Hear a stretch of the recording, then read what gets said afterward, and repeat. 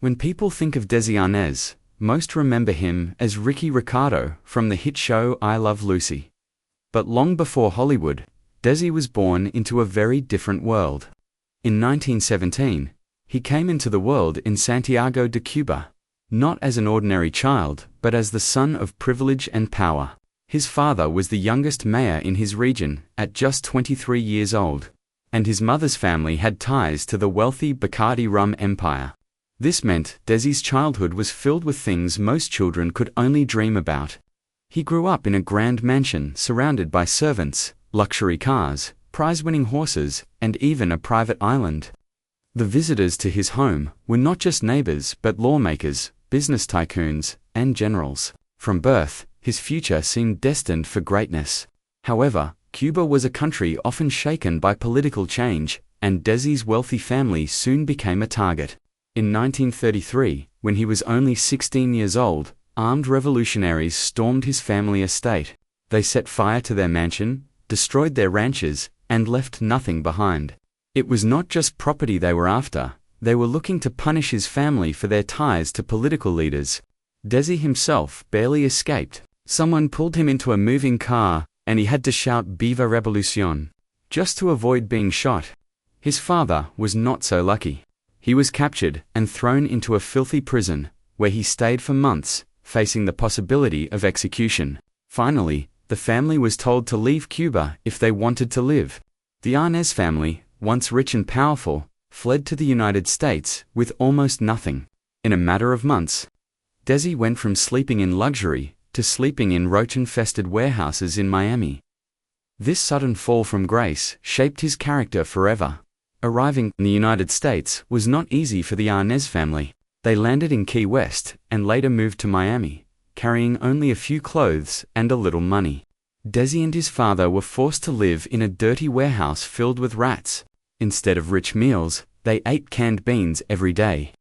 Desi, who had once been surrounded by servants, now had to work small jobs just to survive. One of his first jobs was cleaning bird cages in a pharmacy for $15 a week. He also swept floors at Woolworths and helped his father with construction work. The struggles were hard, but Desi refused to complain. Each dollar he earned and each rat he killed gave him more determination to succeed.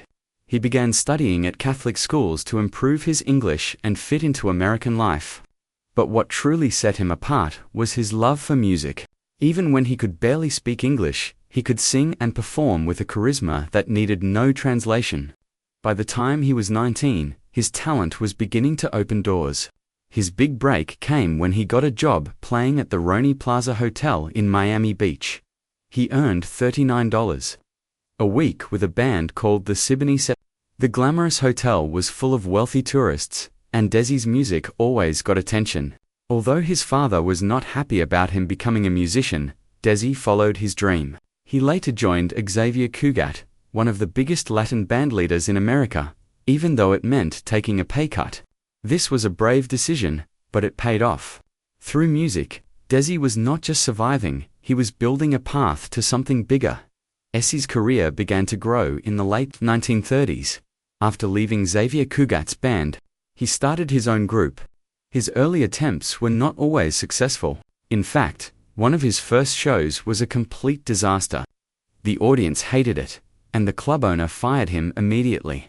For many people, that would have been the end, but Desi was determined to keep going. In 1939, he got a major opportunity when he performed at La Conga nightclub in Manhattan. This club was right in the heart of the theater district, and Desi's energy on stage made him a sensation. He introduced American audiences to the conga line, which soon became a nationwide craze. Every night, crowds packed the club just to see him perform. His fame spread so quickly that Broadway producers took notice. Soon, Desi was cast in the musical To Many Girls. His lively performances made him stand out. And before long, RKO Studios turned the play into a film. This was the movie that changed his life forever. Not only because it gave him Hollywood exposure, but also because it introduced him to Lucille Ball.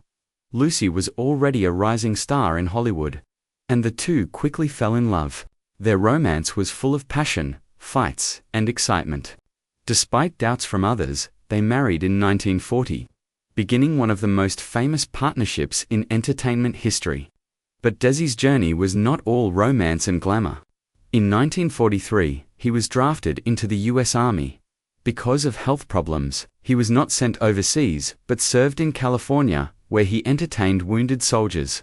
Still, rumors spread that he had avoided real combat, and gossip newspapers attacked his reputation.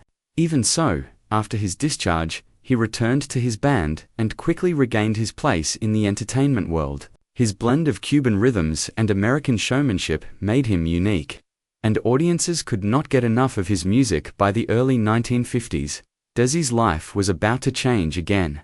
Together with Lucille Ball, he created a television show that would transform American entertainment forever. When CBS first heard about the idea of a sitcom featuring a Cuban-American husband, executives doubted it would work.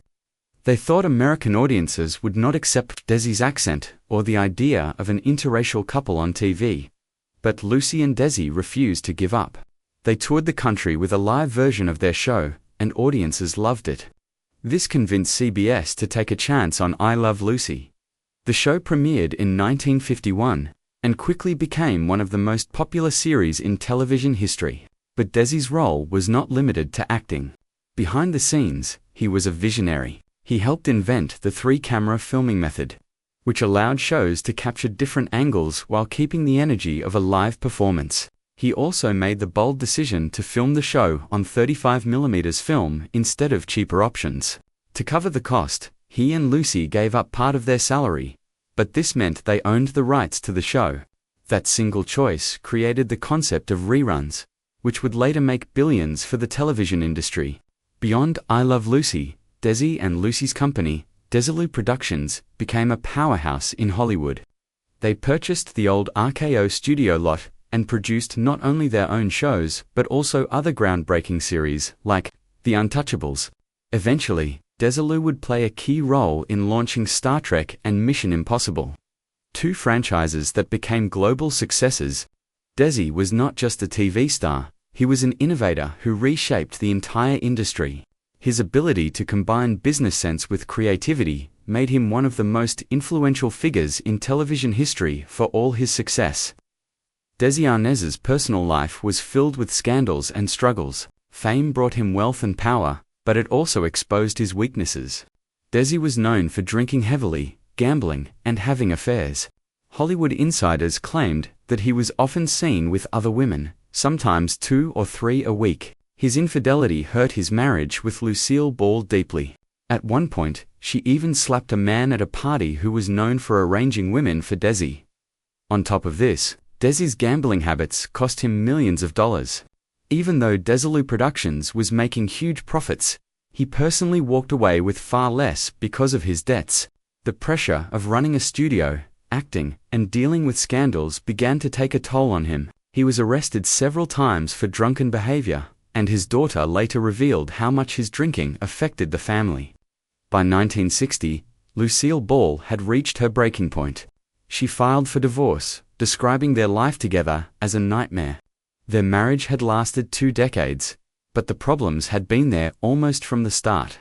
The divorce was a major blow, but Desi continued working in television. Still, his personal battles followed him. In 1966, he was arrested again after firing a gun during a confrontation with teenagers. His health was also starting to decline. Years of smoking and drinking were catching up with him. Even as his professional legacy grew, his personal reputation suffered. This contrast between Desi Arnaz, the TV genius, and Desi Arnaz, the troubled man, was one of the biggest shocks for fans who had only seen the happy face of Ricky Ricardo on television.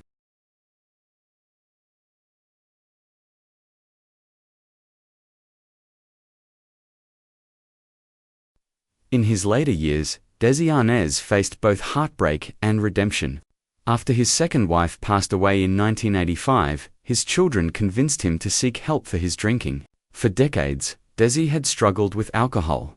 But now, at the age of 68, he finally admitted the truth. At a rehab meeting, he stood up and said the words that changed his life. "I'm Desi, and I'm an alcoholic." From that moment on, he never drank again. His daughter, Lucy Arnaz, later said that this was the proudest moment she ever had with her father. Unfortunately, his health was already damaged. Years of smoking Cuban cigars and drinking had left him with serious illnesses. In 1986, he was diagnosed with lung cancer. Despite his sickness, Lucille Ball remained by his side during his final days. Their marriage had ended decades earlier, but the bond between them never completely disappeared. Just 2 days before his death, Lucille called him on what would have been their 46th wedding anniversary. He had not spoken in days, but when she told him "I love you" over and over, he gathered his strength to say, "I love you, too, honey. Good luck with your show." Those were his final words. Desi Arnaz passed away on December 2, 1986. At the age of 69, his funeral was attended quietly by Lucille Ball, who just days later accepted her own Lifetime Achievement Award at the Kennedy Center Honors. Today, Desi's legacy is recognized not only for his role as Ricky Ricardo, but also for his groundbreaking influence on television. His decision to film in 35mm created the rerun industry. His use of 3 cameras set the standard for sitcoms. His studio, Desi, helped launch Star Trek and Mission Impossible, franchises that continue to earn billions. Despite his scandals and flaws, Desi Arnaz left behind a legacy that changed entertainment forever. He was a man of contradictions, a genius innovator who also battled personal demons, a loving father who sometimes caused pain, and a pioneer whose vision shaped the future of television. When we look at the history of television, few names stand out as much as Desi Arnaz. Many people remember him as the funny husband from ILoveLucy. But his influence went far beyond comedy. In truth, Desi helped build the very foundation of modern television. Before him, most shows were performed live and broadcast once. If you missed the episode, you missed it forever. Desi changed that. By insisting on filming ILoveLucy with 3 cameras on high-quality film, he not only improved the way comedy could be captured, but also created the possibility of reruns. Today, reruns are a billion-dollar industry, and streaming services thrive because of the system he pioneered. But Desi's innovations did not stop there. He was one of the first producers to fight for ownership rights to his show. At the time, networks controlled almost everything, and actors rarely had power. Desi, however, knew the value of creative freedom. By negotiating ownership of the negatives, he and Lucille Ball became some of the first television stars to truly profit from their work. His company, Desi Productions, also set the standard for independent studios. At one point, Desi was producing more television hours than any other company in Hollywood. Without Desi's vision, shows like Star Trek and Mission Impossible may never have been made. It's easy to forget just how bold these moves were in the 1950s and 1960s. Desi was not just following trends, he was creating them. Even though his personal life was often messy, in the world of television, he was years ahead of his time. Today, every sitcom, every rerun, and every production studio that fights for independence owes something to the path Desi Arnaz carved. After Desi's death in 1986, Hollywood took time to reflect on his complicated but extraordinary life. For years, he had been seen mostly through the shadow of Lucille Ball. She was America's comedy queen, and Desi was often remembered as her husband who played Ricky Ricardo. But when people looked back, they realized he was much more. Tributes poured in from producers, actors, and musicians who all recognized his groundbreaking role in shaping the industry.